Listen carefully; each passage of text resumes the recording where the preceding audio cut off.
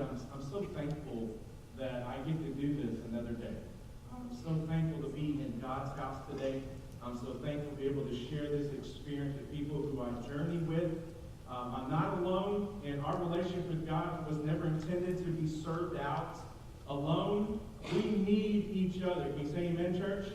So we need each other. We need this. This needs to exist. This was created so that we can admonish each other, encourage each other, realize that there's others walking in this journey and on this journey with God that might be going through the exact same things you are. And even though you might not be made aware of it, in spirit, I promise you, there's people on the journey with you that are going and experiencing similar to what you're experiencing. And so for that, we get to kind of rub off on each other, encourage each other. And so I'm just, can I say that to you? I'm encouraging you today. Thank you so much for being here. To all our guests today, if you're with us today for the first time or maybe second time, or it's been a long time since you've come and you're a guest with us today, thank you so much for being here with us today. And we'll have a more formal time to welcome all our guests and give you opportunity to respond to that. For now, church, can you join me in giving a huge round of applause to all our guests this morning? Come on, come on.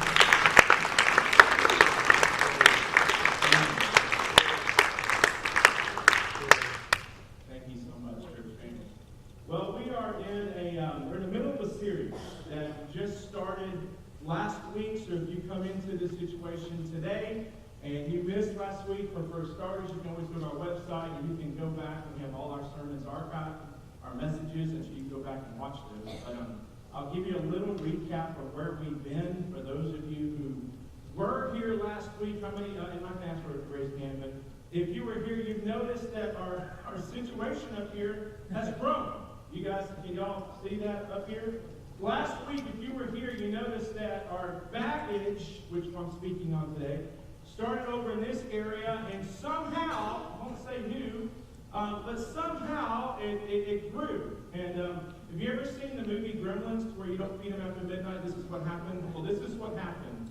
We fed somebody after midnight, and our baggage completely grew, and it just it regurgitated. And so baggage is everywhere. And so, but I love the visual. Thank you to that certain individual that the Lord challenged you. The Holy Spirit says, I need to bring all the baggage, half the baggage I might have.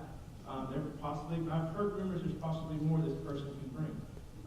So be looking for that. So last week, we started talking about baggage. And if you've done any amount of traveling whatsoever, I'll just ask that question. How many's traveled in air travel specifically whatsoever? Raise your hand. I mean, I think many people have. I've been surprised who hasn't flown before, but many in here have, by the show of your hands. And I mentioned to you last week that, and I understand some of you guys gave me a hard time. You said, well, and you kind of course, you kind of missed the whole point, but I got a lot of pushback. We understand. This is why we don't check our bag in, blah, blah, blah. I understand that, but spiritually speaking, there was a point I was trying to make. But in travel, one of the most annoying things, at least for me, is, and if you've done this, you know where I'm at with this, is those who refuse, and they would have a bag this size, the size of, a huge size, the size of Montana, and they're trying to carry this thing on, and they hold up the entire line in an airplane, just trying to get to your seat. Now, for most people like me, our seats are going to be seats 30 on the back, usually back in the back with the chickens and the goats, because we usually can't upgrade to do the business class or the first class. That would be just a dream. But for most of us, we go all the way to the back. And in order to get there, you have to go through all these people that are trying to place a bag the size of a Volkswagen inside of a compartment the size of a lunchbox. And it doesn't work, does it, people? It doesn't. And some of you guys share that same sentiment, and you had hives and shingles after last week's service because you identified with that. But spiritually speaking, the point I was trying to make is that unnecessarily, spiritually speaking, we carry around baggage that we shouldn't have to carry. You guys wouldn't say that. So that's what we talked about, and so I gave a few examples of what these bags represent. I shared, they all started with the un, so it's all the unbags, okay? The unfulfilled expectations. And those in marriage class are already covered this subject, or you're covering this subject. But expectations, this is where anger comes in, is whenever we don't get what we expect, or we don't get what we want, and so that's not being met, and so anger comes in because of an unfulfilled expectations. And I feel like we have that, carry around this bag of unfulfilled expectations because we have this expectation of what the earth or the world should be, and it's just not there, and so we get frustrated and we carry around this baggage unnecessarily. So that's one. Another one was untreated pain. And we talked about, and this is where I'm going with today specifically. I won't spend a whole lot of time on that one right now, but emotionally, how we can carry around that type of a baggage. Unsolved yesterdays, or just having the sun go down on disagreements or sin or whatever might be happening, and we just let things fester, and it grows and it grows and it grows, and that seems to be a bag that we carry around unnecessarily. An unhealthy view of self. That's not talked about a lot in church. For some reason, we try to stay away from that topic because we pretend it doesn't exist, but there is an unhealthy view that we have of self. And it's not just, we think about that when we think, oh, that's just something that most of the kids deal with and they grow out of it, but a lot of people don't.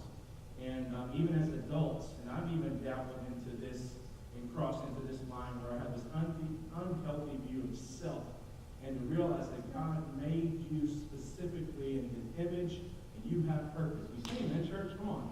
That we all have purpose. We all have a reason why we are here, and unhealthily we have this view of ourselves that we don't serve anything, or we're not worth anything. And that's a lie. And in all of it, it's a lie. It's all grounded in a stronghold. The last one I talked about was unrepentant sin. We just tend to carry something around when we come to an altar, or you come in whatever setting it is that you come to God in, and we lay whatever sin we might be struggling with to God, and we turn right back around and we pick up that baggage, and we still walk around with it.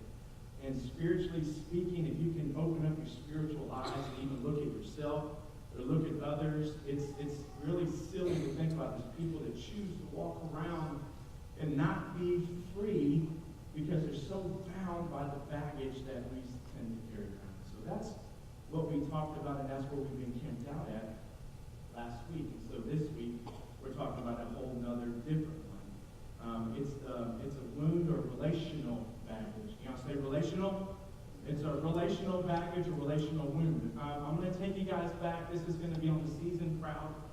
I know it's on repeat now, and some of our young people have seen the movie. How many seen the movie Jaws? You ever seen Jaws? And that movie scarred a lot of people for life. Obviously, people still refuse to go in the water, and because of that. But there's one particular scene. I'm going to take you to a scene. I'm not going to take you by way of video, but I think you know where I'm going with this. They hired this boat, and this captain says, I'm going to go get Jaws. And so they're on the boat, and there's this particular scene where they're on this boat, and they're talking about scars. They're all kind of comparing their scars. How many have ever done that? I got a scar, and this is what happened to me. You tell this story about what scar and what caused that scar, and what's the story behind that particular scar. So they're going around the boat in this pretty pointed conversation, just sharing and comparing these scars. So all of a sudden, Richard Dreyfuss's character speaks up, and he says, "Man, I've got the granddaddy of all scars. I've got to tell you, this one's going to top them all." And so, kind of unbuttons his shirt, he kind of shows off his chest, and obviously there's no scar there. So they're kind of going, "Well, I don't see anything there." He goes, "No, you don't understand. This scar is the scar of a broken heart." And he kind of talked about how, of course, back then was a little bit more of a movie situation. I understand we're going with that, but the serious part of all that is that the wound of a heart goes way, way down deep inside. Come on, how serious with me this morning? Come on, folks. And in all seriousness, the relational baggage or relational wound that we tend to carry around, it doesn't necessarily show a scar like others do. I was going to ask for a show of hands as far as that. I don't want to compare scars in here because many here carry scars around physically. I have one here that I'll never ever forget, and every time I see it, it takes me back to what happened. It's just a small one, but I played football growing up, and the football team decided on my birthday, which I'm born on Halloween. I know, go figure. And so on Halloween, they decided they were going to give me birthday spankings, okay? That's what a brotherhood of football people do to each other. we beat each other up. And so they decided they were going to give me spankings, and so they didn't realize that I had my hands on this window, and I got pushed through the window. And so the glass kind of cut my hand on the blind side. Now I have this scar.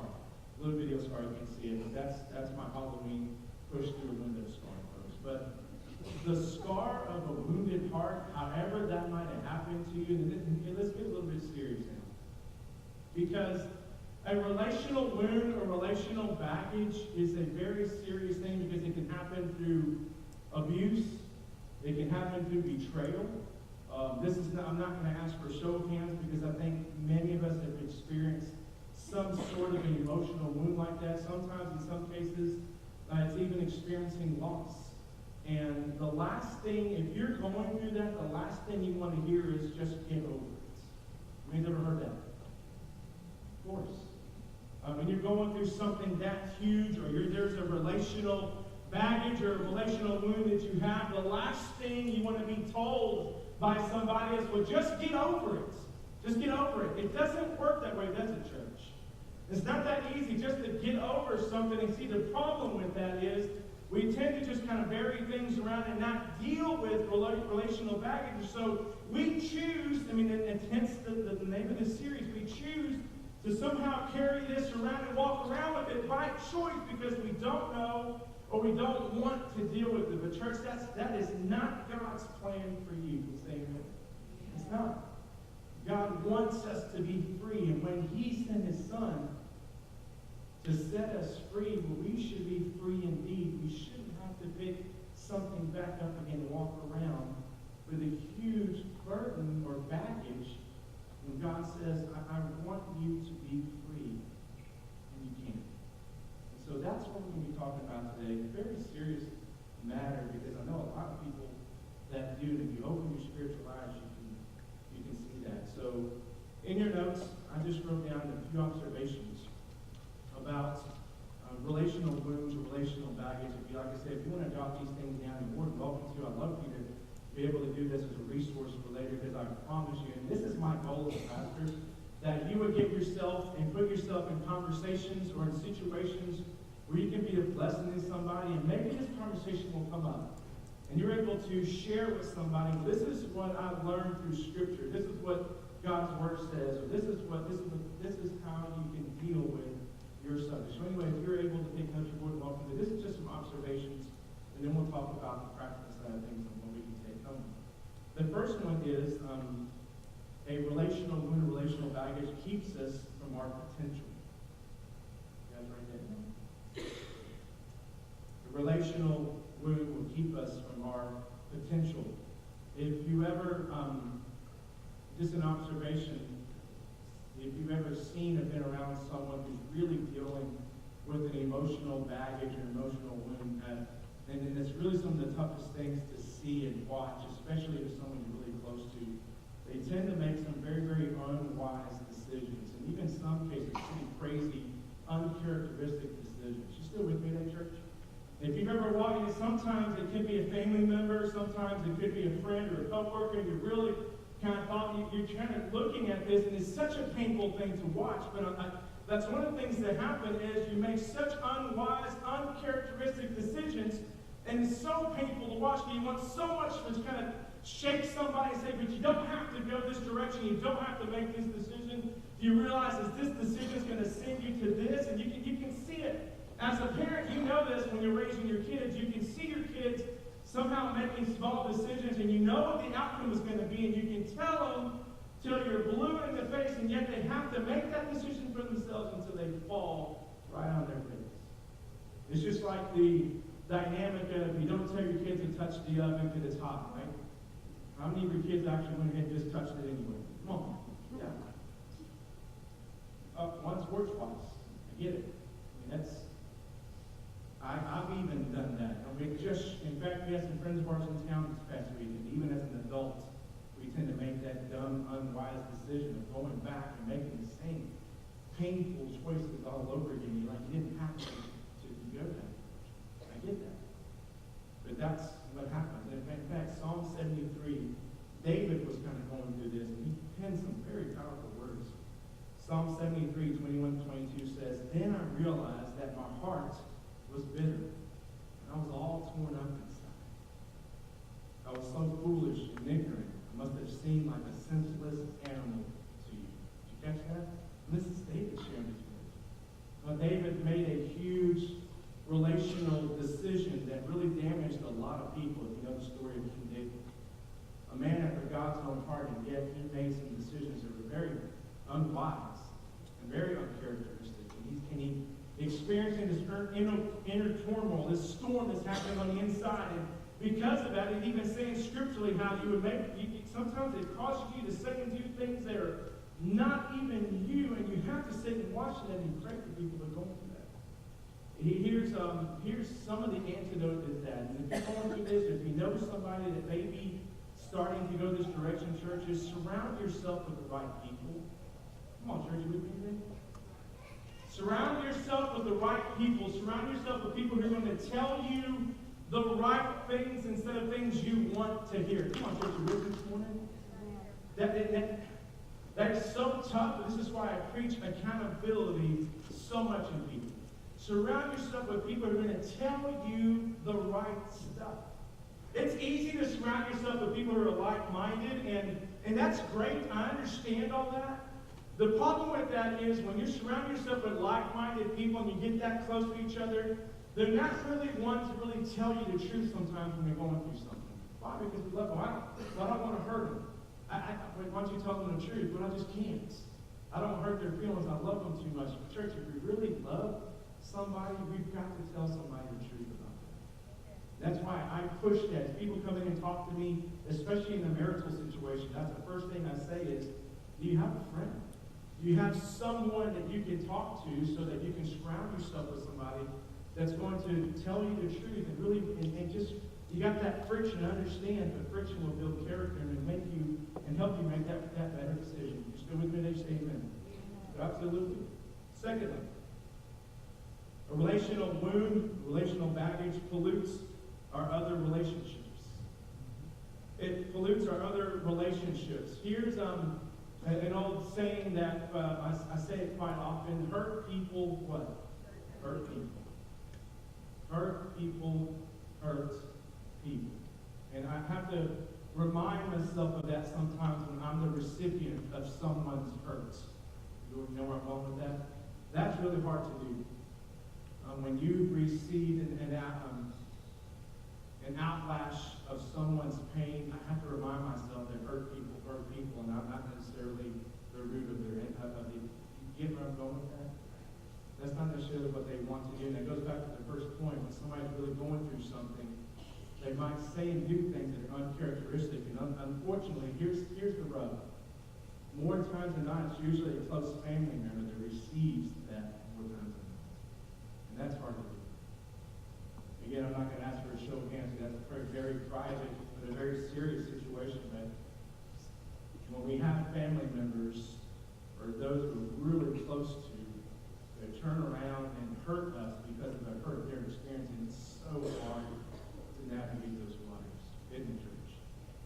And this is why you have to spend a lot of time in prayer and realize that that person's not your enemy. We like them to be sometimes.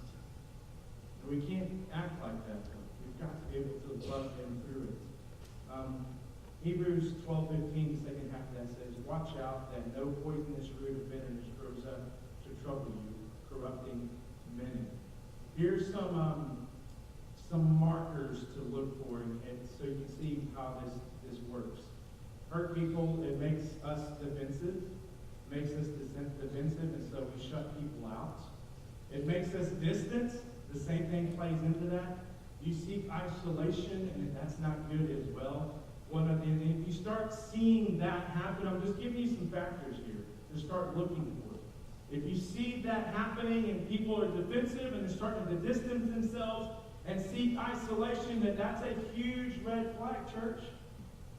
Huge red flag. And start hitting your knees and praying for that person, because what happens next is even worse. It makes them demanding, or you get an insecurity that rolls in, and then that's when a lot of pain and hurt is being inflicted on ones we love the most. So maybe you're here today and you're receiving some of that because of a hurt person that you're walking with. Can I just pray for you today? I admonish you today. Stay in that journey with them, church. It's so easy to walk away. I'm just throwing that out there. Again, this isn't really preached a lot, but I think it needs to be.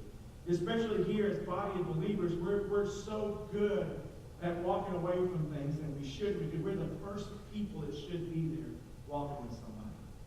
Yet I see so many believers, so many Christians that just walk away. I'm like, well, we're just going to leave them up to God. But you're Jesus with skin on at times. Why'd you walk away? Hello? I understand that. It's hurtful. We've walked with many people that are going through something that's so painful, and we've received a lot of that. And that's not easy to do. You're thinking, but you're a pastor, you don't ever get that. Wow. I should have a reality show so you understand what I go through today. No one ever blames a pastor. That's another sermon. Walking with people who are hurting folks is not fun. And you might be, listen, I believe it's the Holy Spirit here today. You might be walking with somebody right now, and you've been hurt. You've been receiving this hurt from somebody who's hurting, and you're like, man, I'm ready to throw in the towel. I'm ready to walk away from this thing. Can I just challenge you, Christian? Don't walk away from it. You have no idea how God can empower you to walk through this with that individual. Even if you think you might be reaching your breaking point, God knows exactly where you're at. He hasn't forgotten about you. I want to make sure someone hears that here today. It could be even a spouse. Don't walk away. Fight for that person. Come on, church, you with me? Fight for that person. That's where we preach a lot in church. We're always going to give it to God. I understand that we should. We do give it to God. How do you know that God's not using you to be that helpmate for someone? Come on, church. So, hurt people, we get that.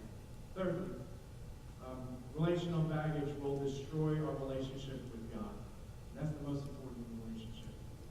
Destroys our relationship with God. So here's the dynamic with that. Whatever we do to somebody, or whatever we do to people, we're doing it to who? God. They're God's creation. So if we hurt somebody, well, we're, in essence, hurting God on that. We're damaging somebody whom He created, and that's never a good thing either. We can't say we love God and not love His people. That's the example. We can't say we love God and not love His people, church. I'll say that again. Can't say we love God and not love His people. And as a pastor, that's really hard to watch. When I see others who walk away from people who may be hurting, and I'm like, let's stay in it just a little bit longer. Let's stay with them. Let's pray with them. Let's walk alongside them so we can help them out. Come on, church, aren't we a body of believers anyway? If your left arm is hurting and it's broke, do you just kind of cut it off and just depend on the other one? Don't you want to put a cast on and somehow maybe try to mend that thing and fix it? Come on, church, you would be saying, that's silly, Edgar. But that's what we do as the body of believers. Now we're going to get a little real. But that's what we do as the body of believers. Well, let's just cut them off. We got another arm. I still got one good arm to love you with. That was a tombstone. Still got one good arm to love you with. How is that God? Come on, church. Yeah, I realize this pastor's coming at you, but this is such a huge subject for me. Because I believe in unity, and I believe in standing for those who can't stand for themselves. And that hurts to watch.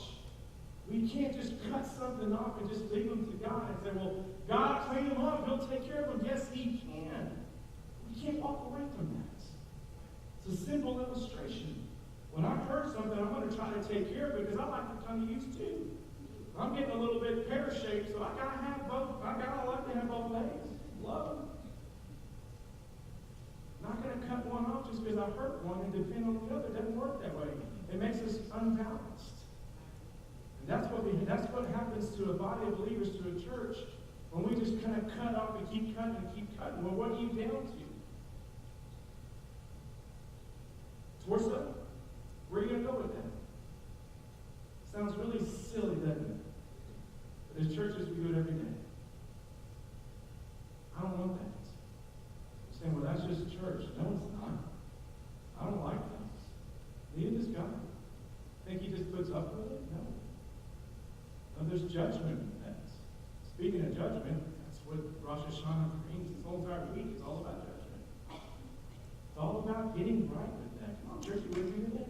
I realize this is a tough subject, but it's got to be preached. We got to have this. So how do we heal from this? Here's the how. Let's talk about the answer to that. It's really simple. How do we heal from that? I'm going to go back to our series text. And this is what I started last week with, and I'll share it again this week. I think we might have it on the screen for you. 2 Corinthians chapter 10, verses 3 through 5. Read, this is awesome. For though we live in the world, we do not wage war as the world does. Remember that? The weapons we fight with are not the weapons of this world. On the contrary, they have divine power to demolish what? Strongholds. Last week I told you what the word stronghold means. The word stronghold is a prison being held, an individual being held in a prison by deception. Isn't that a powerful illustration? That someone can be held and locked in a prison by deception, which means they don't have to be there. It's not like they're locked behind, they don't have to, it's by their own choosing. So that's what a stronghold is, and we're praying right now, and I told you last week, every week you come in here, I want to preach truth so that in love we can grow together. Church, you with me on that? That's why we're doing this. We want to break strongholds. And those kind of prayer, you can't do a prayer over a chili dog to break a stronghold, folks. It doesn't work that way. We've got to pray some serious prayers to break strongholds in our life so that someone can be broken free of whatever it is that might be held by, imprisoned by someone's deception. So, verse 5. We demolish arguments. This is the best part. And I know that our churches, even in Sunday school class, I don't know how many weeks, Brother John, you spent on this subject. We demolish arguments and every pretension that itself up against the knowledge of God, and we take captive every what? Thought to make it obedient to Christ. Man, the idea of the mind, having the mind of Christ, is so powerful, church. If we get this right, it fixes so many things. We tend to have a tendency to skip this and go straight to trying to band-aid whatever we can when it doesn't work that way. We've got to fix our thoughts. It's that stinking thinking. The way we think. We've got to change the way we think. That's the solution. I'll say it again this week. So how do you do that? Quickly, write these things down, and then we're going to have a time of prayer. Number one is reveal the hurts. Reveal the hurts. We talked about this already, and I'll say it again. Some of the things that, one quote in particular that I hear a lot is, well, I can handle it, I'll just do this myself. And there's that danger of isolation where some people have already in. Well, I can handle this, I'll do this myself. And that's probably the most scariest sentences I can hear on somebody. Because we can't do this alone, folks. We need each other. You still with me today?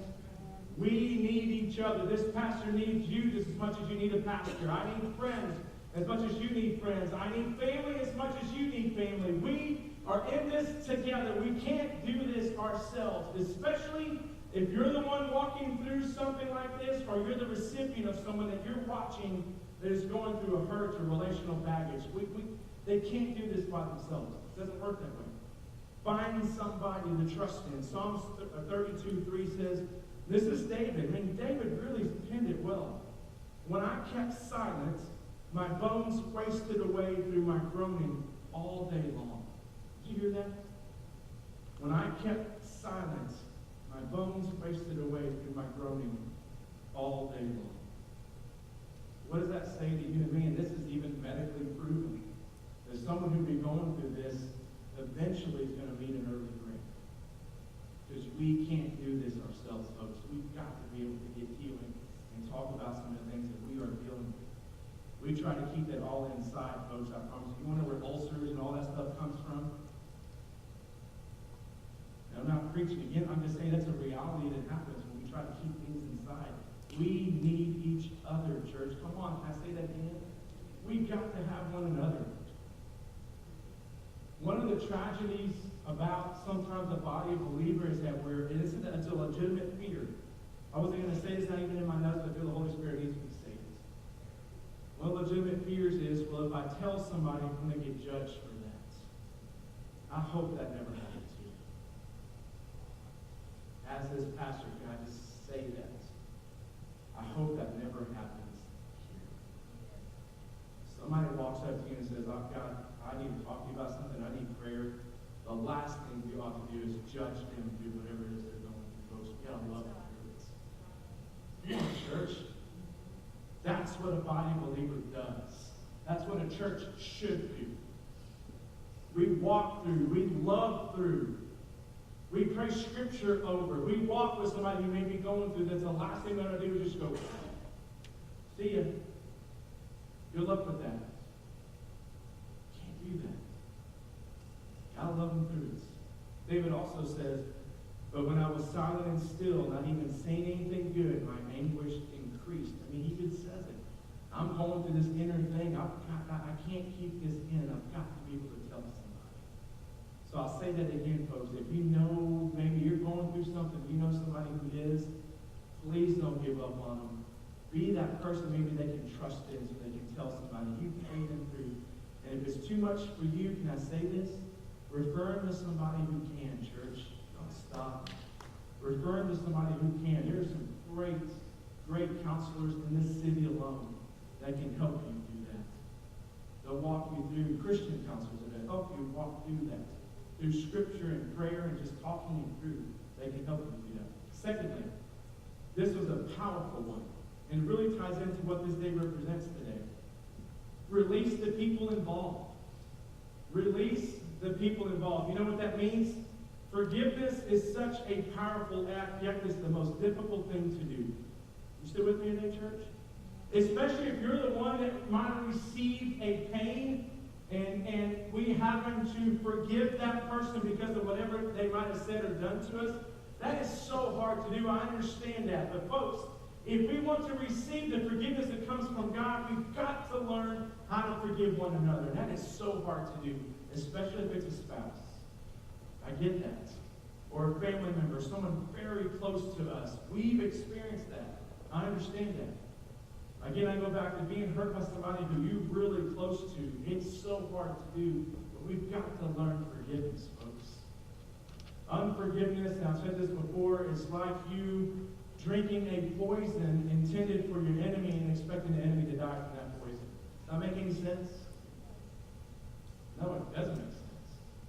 Well, I want you to die, so I'm going to drink this poison so that you can die.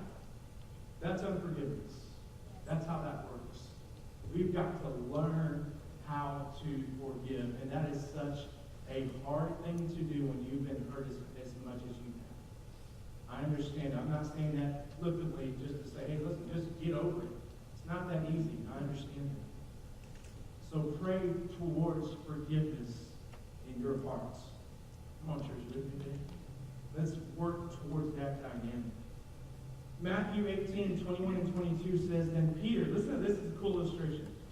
Then Peter came to Jesus and asked, Lord, how many times shall I forgive my brother or sister who sins against me?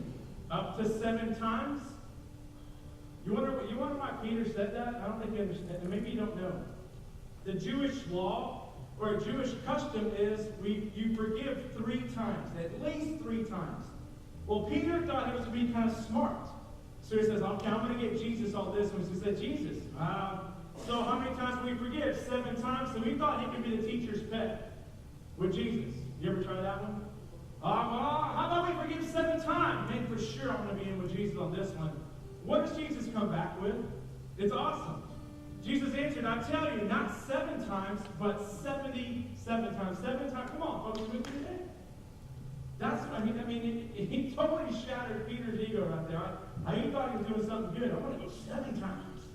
I mean, that's double, more than double. Jesus says, no. You go even more than that. That's how much Jesus believed forgiveness is such a powerful thing. You gotta do it. You gotta do it, but it's hard. So we pray. We fall on our face every day. And we ask God for the power to be able to forgive. It's one of the hardest things to do, church, but we can do this together. We say amen. And last, number 3 is refocus. Refocus on God's plan from for my life. Refocus on God's plan for my life. And I wish I had more time to preach on this, but the illustration itself, I think you'll understand. In Genesis chapter 50, one of the greatest stories on forgiveness is Joseph. Incredible story. You talk about somebody who was hurt by their family members. Do yourself a favor if you've never read the story of Joseph. Read it. It's an incredible story. Joseph was completely hurt by his family. He had brothers who tossed him in a pit, sold him into slavery, and then even played him off to be dead to their dad. How much hurt? I mean, tell me about yours. And then Joseph says, well, let me tell you about mine. This is what Joseph went through. Incredible story. And Joseph says, here's this. But Joseph said to them, don't be afraid. Am I in the place of God? You intended to harm me, but God intended it for good, to accomplish what is being done, the saving of many lives. If there's anybody who could have been distracted from the purpose that God had on his life, it was Joseph. Can you think about it? Had Joseph had just kind of done the earthly thing, the man thing, the human thing, because he was empowered to totally destroy his brothers. Did you know that? And he risen to second in command. Second in command. I mean, he had all the power in the world, church. Incredible. And his brothers came to him for food, shelter. I mean, their entire life was hanging in the balance, and Joseph had it right there in his hand. He could have easily destroyed his brothers, which is the human thing to do. Can I be completely honest with you? I've wanted to do that so many times because I can't stand to be hurt. I get it. This isn't just a pastor who's just preaching some words, folks. I got to live this out too. Not a hypocrite. It's hard though. And right there, Joseph held his brothers' lives in his hand. What did he do? Forgive him. We're talking about a guy who was beat up, tossed in a pit, sold. What an incredible person.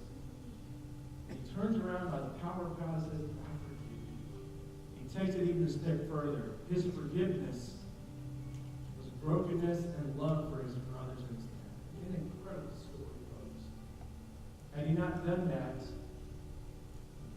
it would have totally, completely fallen out of God's plan for his life. And that is so easy to do. One of the, as I continue to be as real as I can be, in over 25 years of ministry, I've had a lot of conversations with people.